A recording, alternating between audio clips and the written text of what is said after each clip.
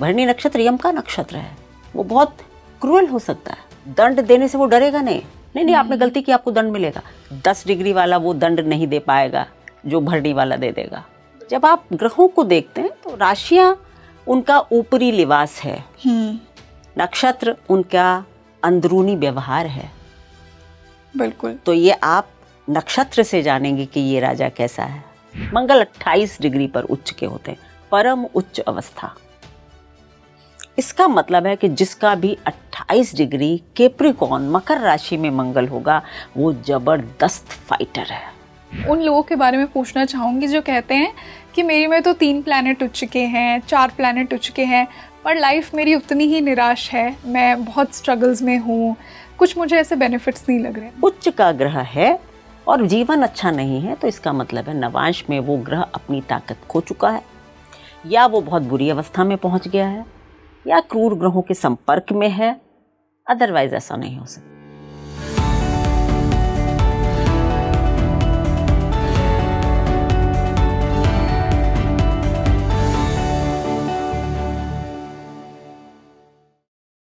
स्वागत है आप सभी का एक बार फिर से इंडिया के बेस्ट पॉडकास्ट स्पीकिंग ट्री पर।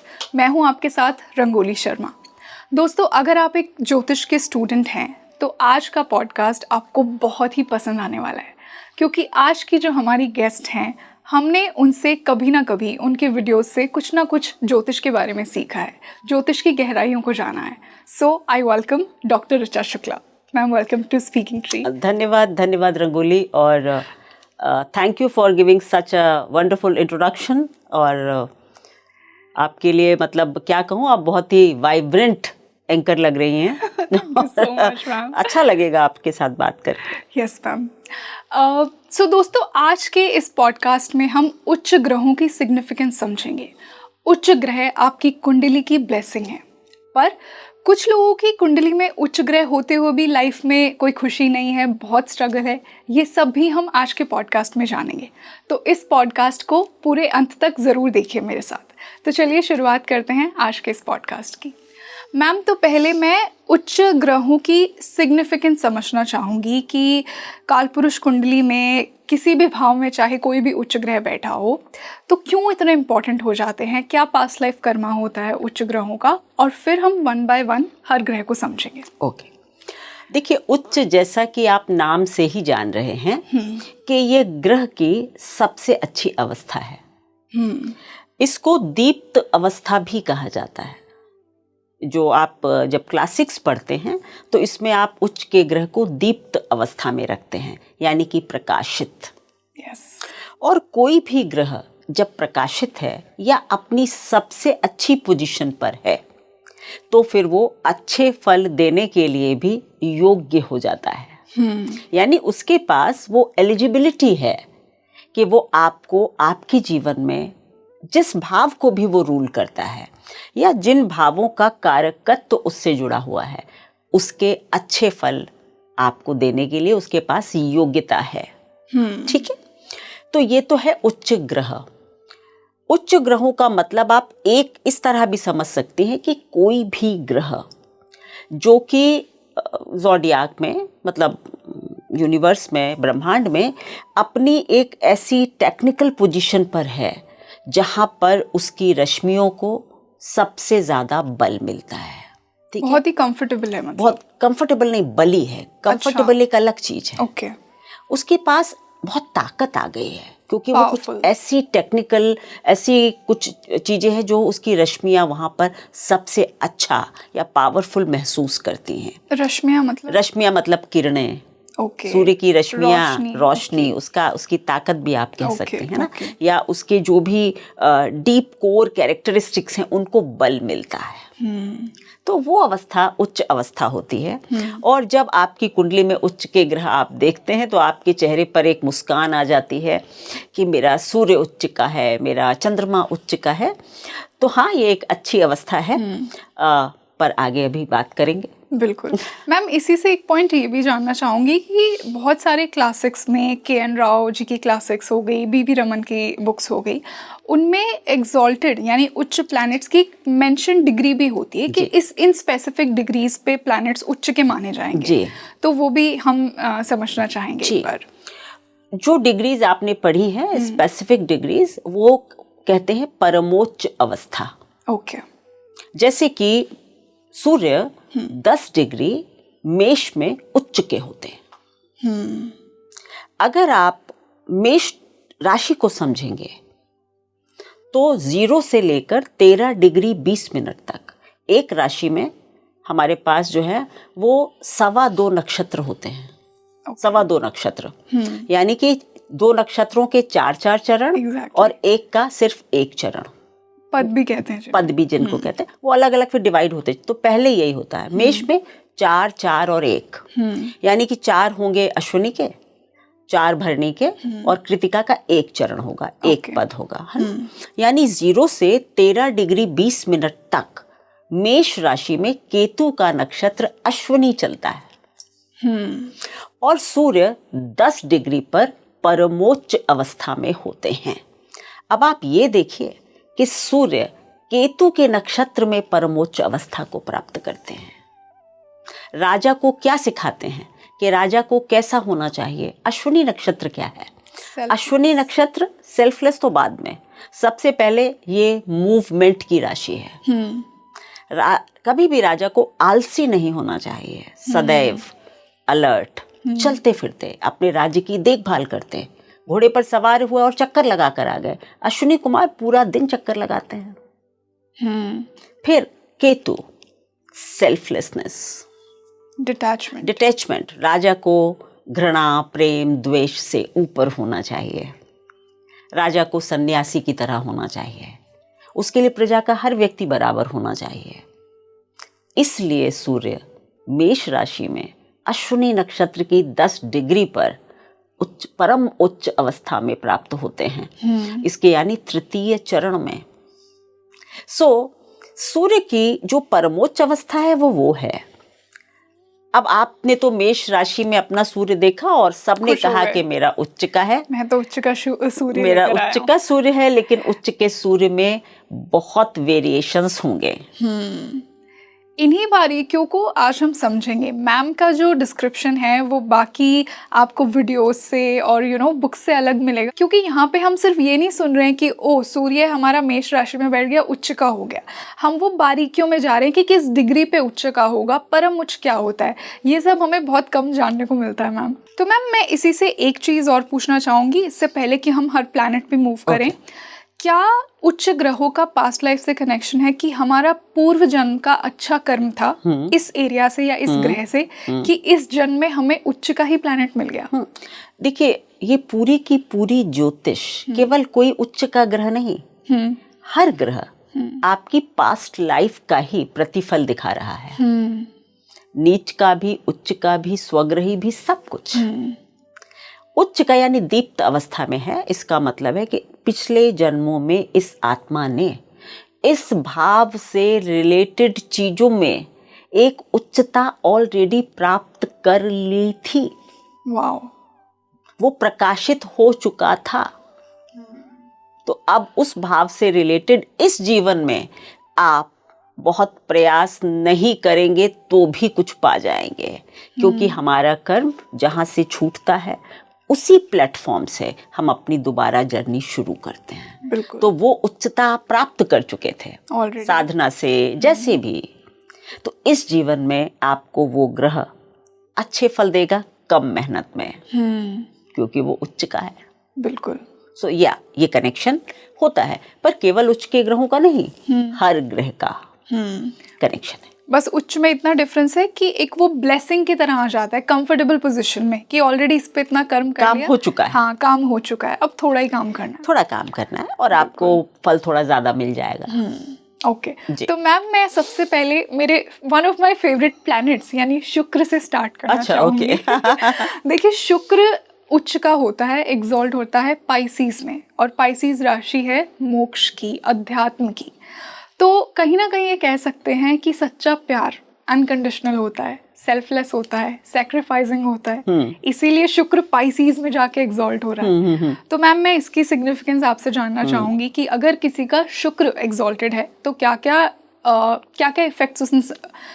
इफेक्ट्स उस इंसान को देखने को मिलेंगे, और साथ ही साथ किस डिग्री पे शुक्र उच्च का होगा? देखिए, सबसे पहली बात यह है कि शुक्र पाइसिस में देवगुरु बृहस्पति की राशि में उच्च के होते हैं। बिल्कुल।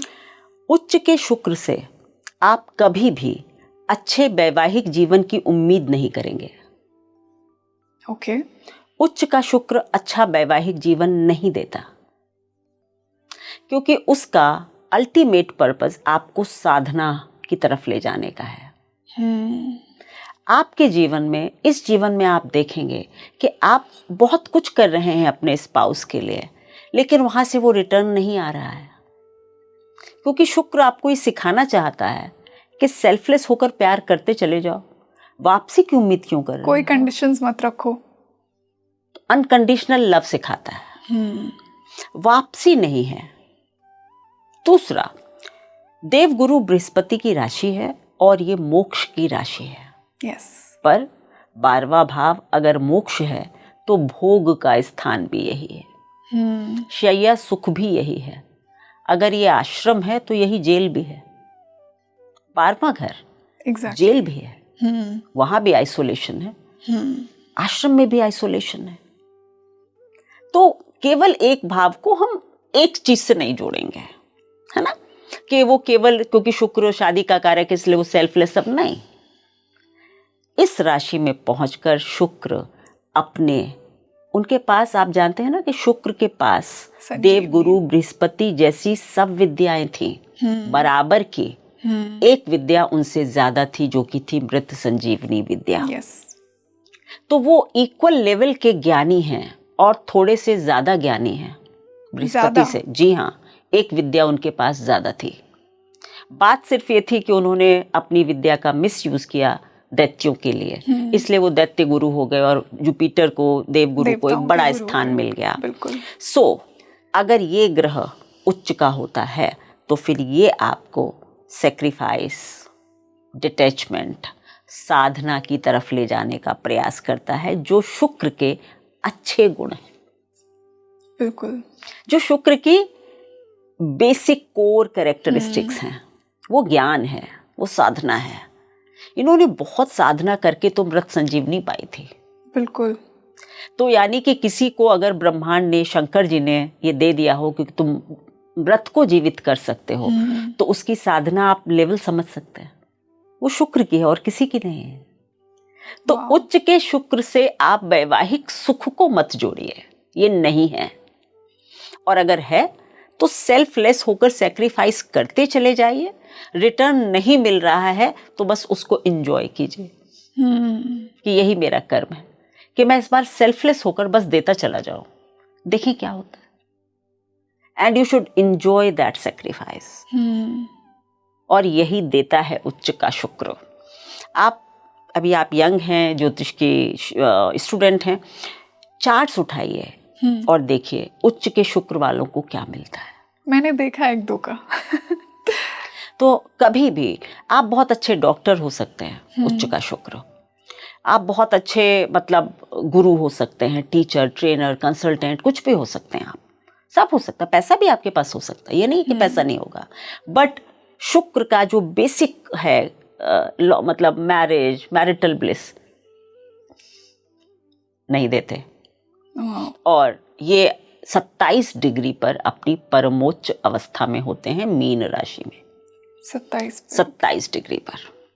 और उसके बाद कोई भी ग्रह जब परमोच्च अवस्था में है, अब देखिए वो 10 डिग्री पर हो रहे थे। हाँ, सूर्य, ठीक है, ये वो भी थर्ड उसमें ही हो रहे थे पद में, ये भी थर्ड पद में ही हो रहे हैं। सो 27 डिग्री पर सूर्य जो है वो परमोच्च अवस्था, शुक्र परमोच्च अवस्था पर होते हैं। इसके आगे और इसके पीछे दोनों तरफ जिसकी भी डिग्री होगी उसको शुक्र के ये गुण देखने को नहीं मिलेंगे जो मैंने अभी बताए हैं। क्योंकि आप में से बहुत लोग होंगे जो कहेंगे मेरा शुक्र उच्च का है लेकिन मेरी मैरिड लाइफ अच्छी है। बिल्कुल, अभी कमेंट्स आएंगे, कमेंट सेक्शन में लोग बोलेंगे मैम गलत बोल इसीलिए रही हैं। मैंने पहले ही क्लियर किया Yes. कि ये बात हो रही है परमोच्च अवस्था की। इससे आगे पीछे बेटर हो जाएगा थोड़ा, पर इस पर नहीं होगा, बिल्कुल, क्योंकि तब तो वो अपनी कोर कैरेक्टरिस्टिक्स देगा, साधना देगा। तो चलिए मैम इसी से फिर मैं गुरु की ही बात कर लेती हूँ। गुरु उच्च के होंगे कर्क राशि में। मैम ऐसा बोला जाता है कि गुरु सबसे बेनिफिक प्लैनेट है। अब मान लो वही प्लैनेट बेनिफिक हो गया, वो भी कर्क यानी चंद्रमा की राशि में, तो क्या ही कहना।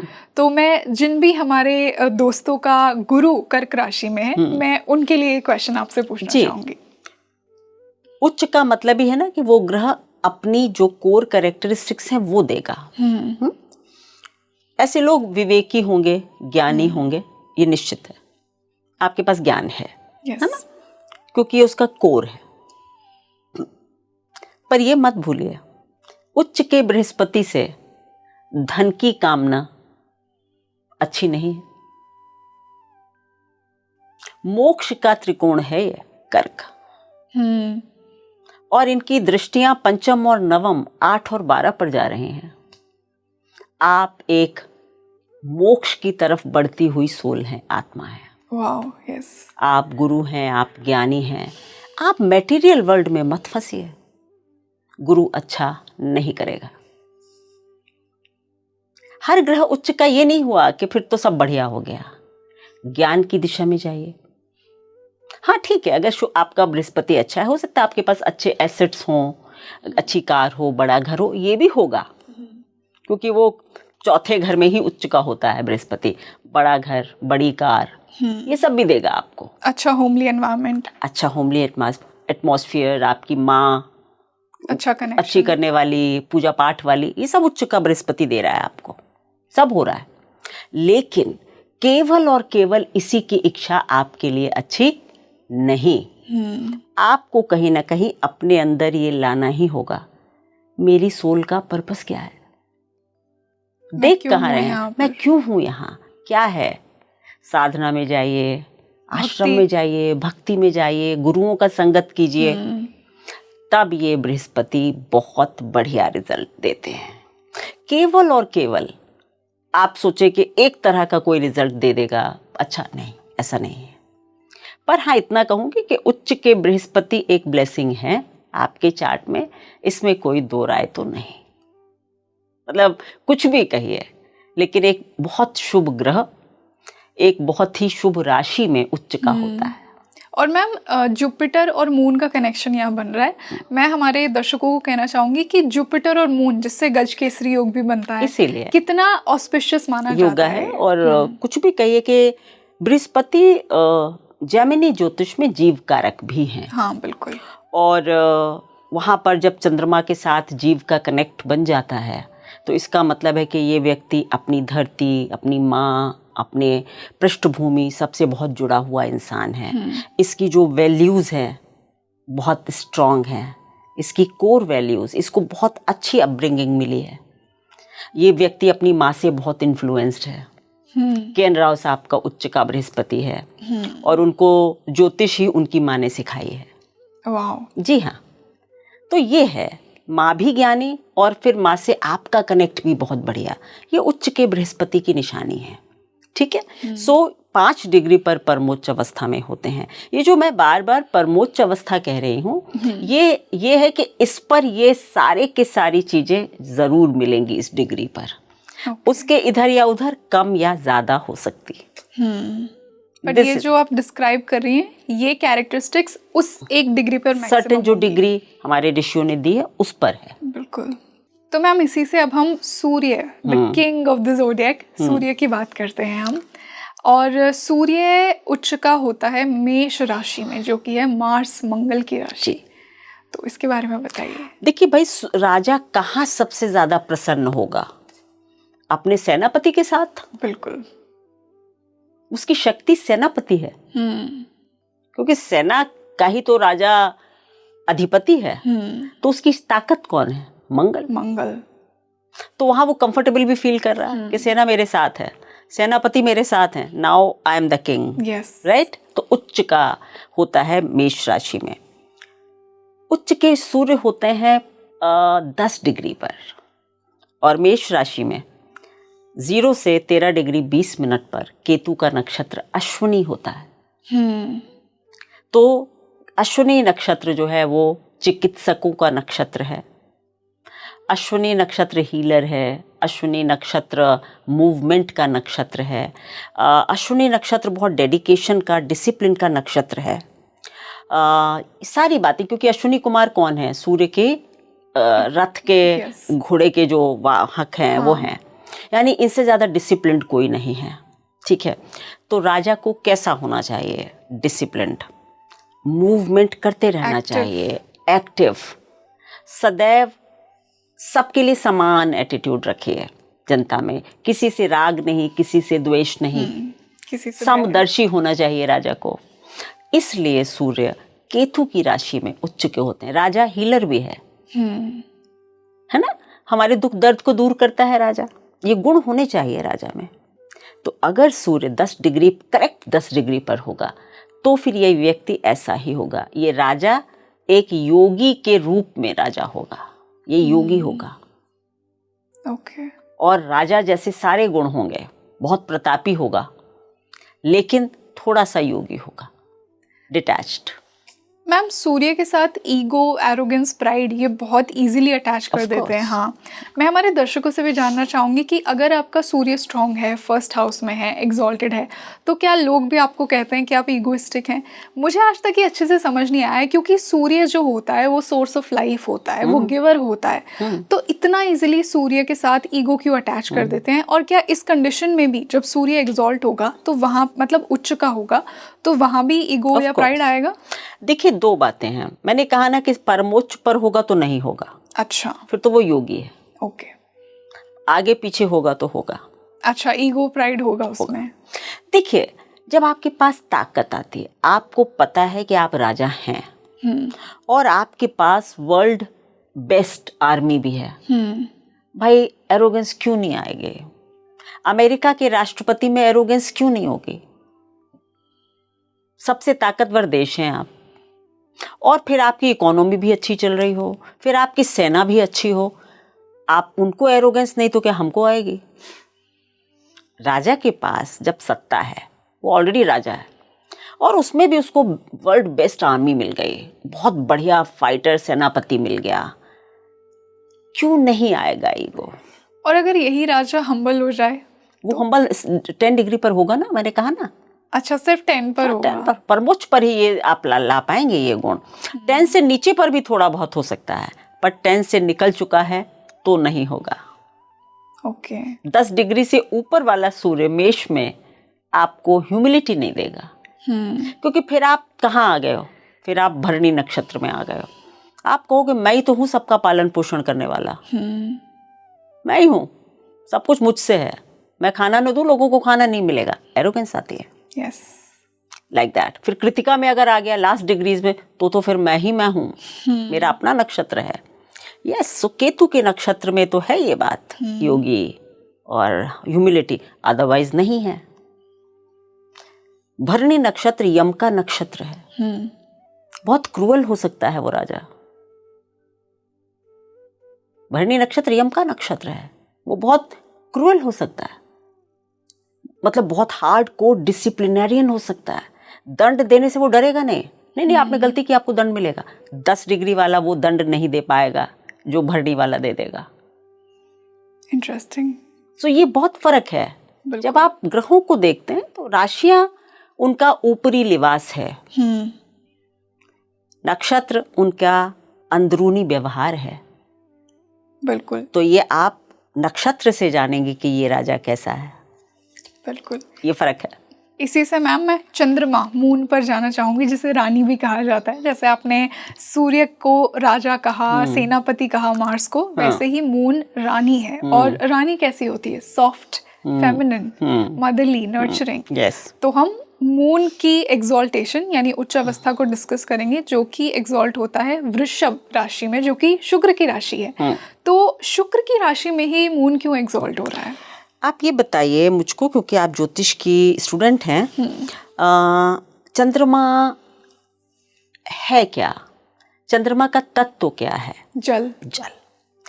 जल का सबसे अच्छा यूज आप कहाँ कर सकते हैं?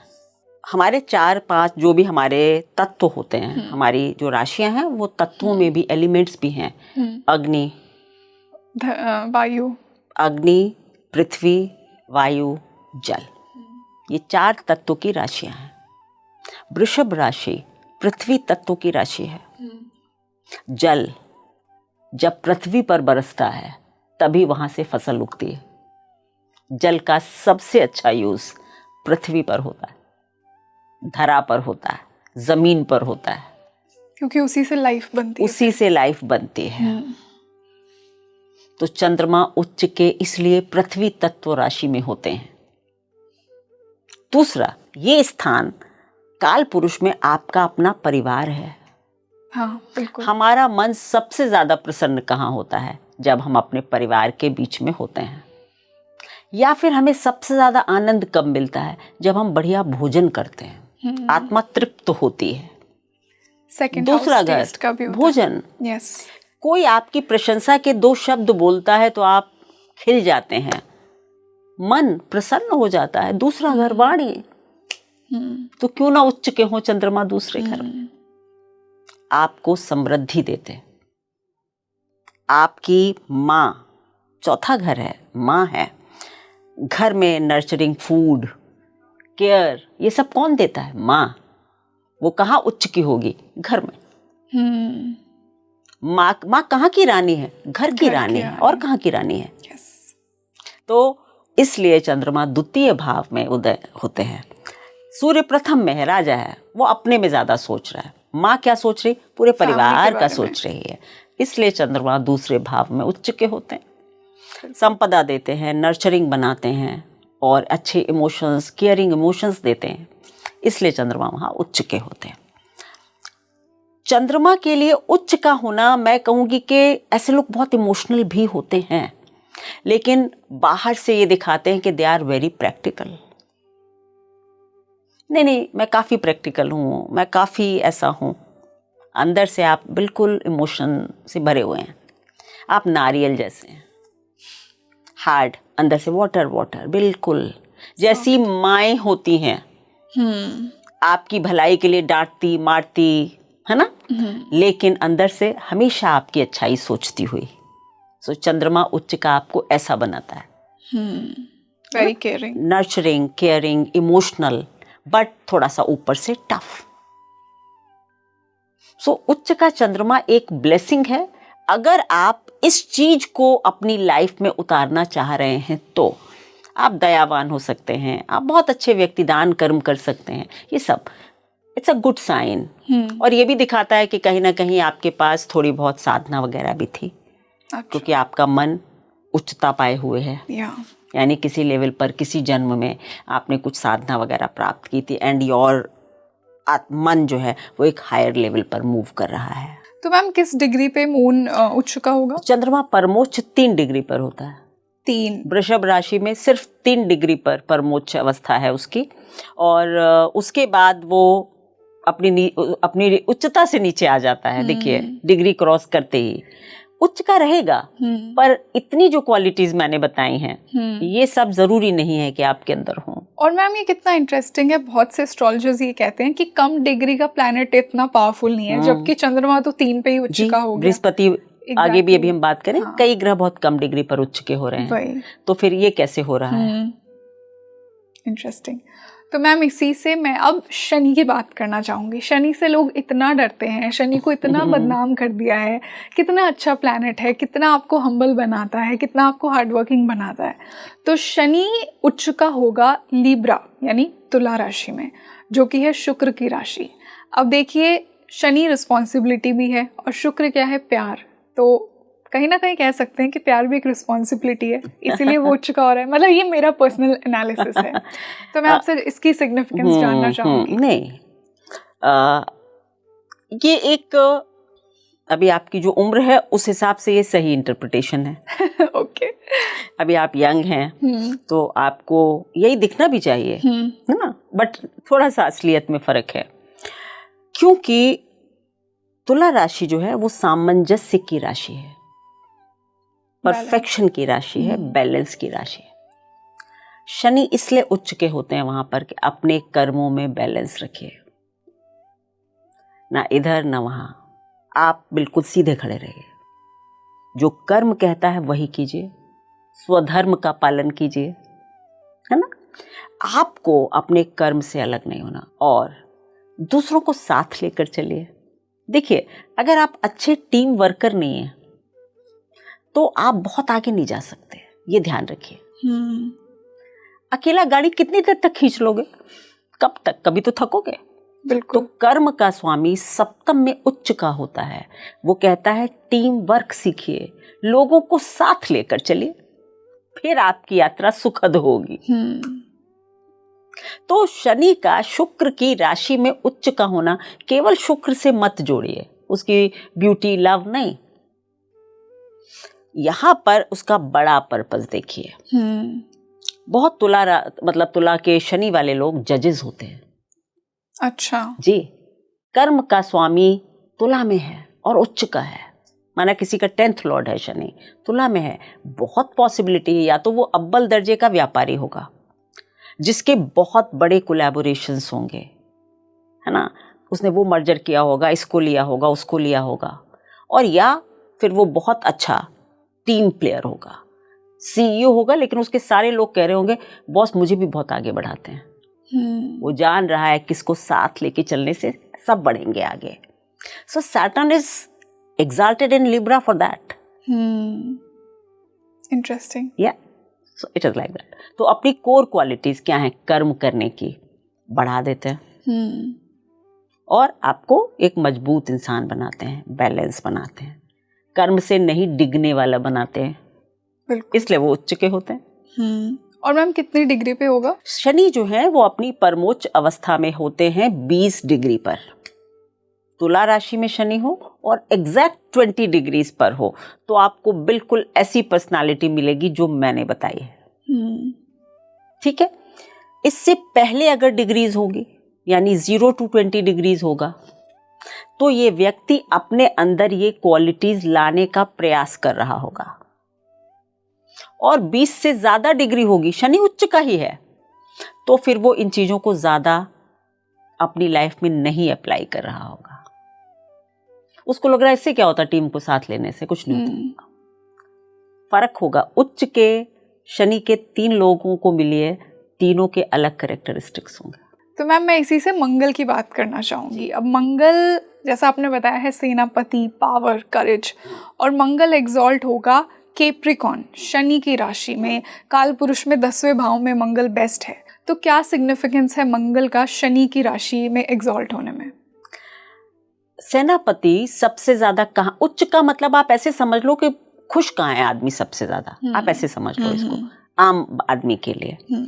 सेनापति सबसे ज्यादा खुश कहाँ होता है? कर्म करने में, युद्ध क्षेत्र में भाई, तब तो उसको अपनी स्किल्स दिखाने का मौका है। कोई युद्ध हो ना रहा हो तो सेनापति बेचारा क्या खुश होगा। तो जब आप कर्म क्षेत्र में जाते हैं, आप युद्ध में उतर गए, तो आप ताकत महसूस करते हैं, अब मैं दिखाऊंगा मैं क्या हूं। बिल्कुल। इसलिए मंगल दशम में उच्च के होते हैं, क्योंकि वो उसका बल दिखाने का, उसकी ताकत दिखाने का बेस्ट प्लेटफॉर्म कहाँ है? दशम भाव। जैसे मैंने आपको चंद्रमा के लिए कहा, बेस्ट कहाँ है? नर्चरिंग में।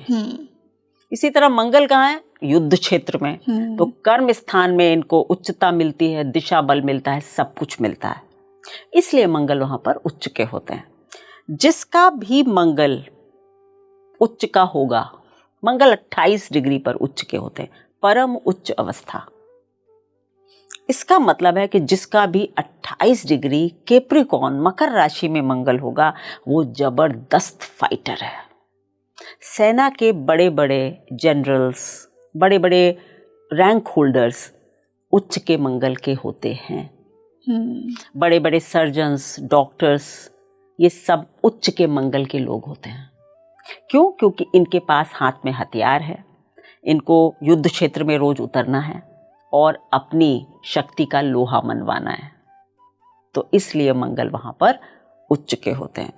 अगर किसी का उच्च अवस्था में है और परमोच्च में है तो यानी कि आप वाकई में एक पावरफुल इंसान हैं और फाइटर हैं। और जब कभी भी आप क्राइसिस में होंगे, युद्ध क्षेत्र में होंगे, तब आप बेस्ट परफॉर्म करेंगे। तब आप गिव अप नहीं करते, क्योंकि तभी तो आपको असली शक्ति दिखाने का मौका मिल रहा होता है। बाकी आप बैठे रहो जीवन में। इसीलिए दशम में मंगल को अच्छा कहा गया है, क्योंकि आपको रोज एक चैलेंज मिलता है ना काम में, तो you feel good, you feel energetic, that is why. इसी से हम मरकरी पे मूव करते हैं। मरकरी को प्रिंस कहा गया है, बच्चा, छोटा। तो और एक इंटरेस्टिंग बात ये भी है, जैसे बाकी जो ग्रह हैं उन्होंने दूसरी राशियों को चुना उच्च का होने के लिए, मरकरी खुद की राशि वर्गो यानी कन्या में ही उच्च का होता है। तो इसका क्या सिग्निफिकेंस? छोटे बच्चों के लिए आंसर दे दूं तो बच्चे अपने मन के राजा हैं, अपने ही घर में, अपनी ही सराउंडिंग्स में राजा फील करते हैं। छोटा बच्चा बाहर थोड़ी जाकर राजा बन पाता है, घर में वो उखाड़ के फेंक देता है चीजें। उसको पता है ये मेरी टेरिटरी है। एक सिंपल ये एग्जांपल है। Exactly. दूसरा, क्योंकि ये आपकी बुद्धिमत्ता को शो करते हैं मरकरी, और जो छठा घर है, जो 6 नंबर है काल पुरुष का, वो हमारे डेली रूटीन भी है, वो हमारे रोग ऋण रिपु का स्थान है, हमारे स्ट्रगल्स का भाव है।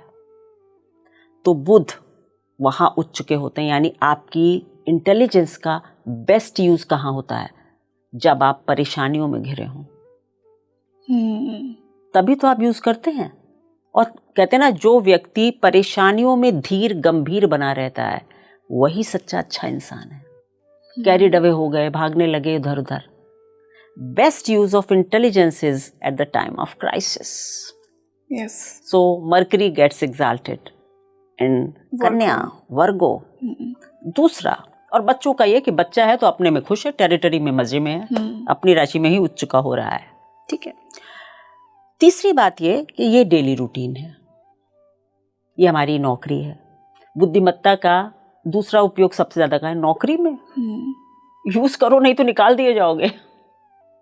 ओके, सो इसलिए उच्च का होता है। डेली रूटीन को फॉलो करने के लिए हमें बहुत बैलेंस बनाना पड़ता है, रोज कुछ ना कुछ नया सीखना पड़ता है, लर्निंग होती है। ये सब बुध का कारकत्व है। हमारे जो किथ एंड किन होते हैं ना, रिश्तेदार, ये भी बुध से देखे जाते हैं। अब बुध, क्योंकि आपको अपने संबंधियों के साथ कैसे आप बैलेंस बनाएंगे, किसके सामने क्या बात बोलनी है, किसके पास नहीं बोलनी है, ये सब कौन सिखाता है? बुध। बुद्धि।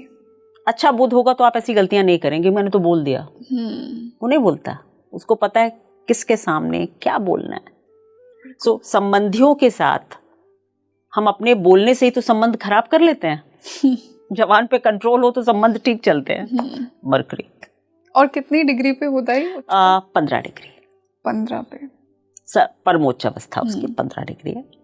और ऐसे लोगों के ये सारे गुण आपको देखने को मिलेंगे ठीक 15 डिग्री पर, आगे पीछे कम ज्यादा। इसी से मैम मैं राहु केतु पे मूव करना चाहूंगी। राहु केतु छाया ग्रह हैं और इन पे ना बहुत कंफ्यूजन भी है कि कुछ लोग बोलते हैं कि जैसे राहु उच्च का होगा वृषभ में, कुछ कहते हैं मिथुन में उच्च का होगा। उसी तरह केतु के लिए बोलते हैं कि स्कॉर्पियो में उच्च का है, और कुछ बोलते हैं कि धनु राशि में उच्च का है। तो मैं पहले राहु से स्टार्ट करना चाहूंगी कि राहु एक्चुअली में किस में उच्च का होता है। मैं अपना नहीं, पाराशर जी का वर्जन दूंगी। बृहत पाराशर होरा शास्त्र कहता है कि राहु वृषभ राशि में उच्च के होते हैं। ओके। और शनि की तरह राहु केतु की डिग्रीज हैं 20 डिग्री पर। ओके। ठीक है, इनकी परम उच्च अवस्था शनि जैसी है, तो 20 डिग्री पर होते हैं। राहु वृषभ राशि में उच्च का होता है जहां पर चंद्रमा उच्च के होते हैं। एग्जैक्टली। ठीक है, लेकिन चंद्रमा 3 डिग्री और ये 20 डिग्री, दूरी बहुत है। और जबकि राहु और मून में तो बहुत ज्यादा डिफरेंस भी है दोनों के ट्रेट्स में। इसमें क्या है कि 2 बातें हैं। हमारी राहु काल पुरुष के 11वें घर को रूल करता है शनि के साथ, इच्छा पूर्ति के स्थान को। एग्जैक्टली। हमारी इच्छा पूर्ति कहाँ से होती है? कौन कर सकता है हमारी इच्छा पूर्ति? जब हम बड़े होते हैं, जब तो हमारे घर वाले ही करते हैं, या तो परिवार करता है या हम धन से अपनी इच्छा पूर्ति करते हैं। बिल्कुल। तो बस धन में ही तो उच्च का होगा इच्छा पूर्ति का स्वामी। ओके। परिवार से ऐसे लोग बहुत कनेक्टेड होते हैं, they are deeply connected with their families. उनकी बहुत डिजायर होती है अपने परिवार के साथ रहें करें। इनकी वाणी बहुत अच्छी होती है। अगर राहु उच्च का हो वृषभ में, बहुत अच्छी वाणी देता है। They are very good speakers, क्योंकि राहु आपके जिस भाव में भी होगा उस भाव को थोड़ा एम्पलीफाई करता है, तो वाणी को बहुत अच्छा बना देता है। गिवन द कंडीशन, शुक्र भी अच्छा होना चाहिए, वो अलग बात है, बट ये है। सो आपकी इच्छा पूर्ति कहीं ना कहीं आपके परिवार, आपके धन, आपकी वाणी, आपके सबसे होती है। हम इच्छा पूर्ति और क्या है। तो शायद इसलिए गुरुओं ने कहा, पाराशर जी ने कहा वृषभ में उच्च के होते हैं, और मिथुन को इनकी कई जगह मूल त्रिकोण राशि की तरह लिया जाता है। अच्छा, कि मतलब यहाँ भी ये इक्वली गुड है, सेकंड बेस्ट है। और कन्या राशि में भी ये अच्छे फल देते हैं। तो आप ये कह सकते हैं राहु वृषभ में उच्च का, मिथुन और कन्या में अच्छा फलदायी। ये व्याख्या सही रहेगी।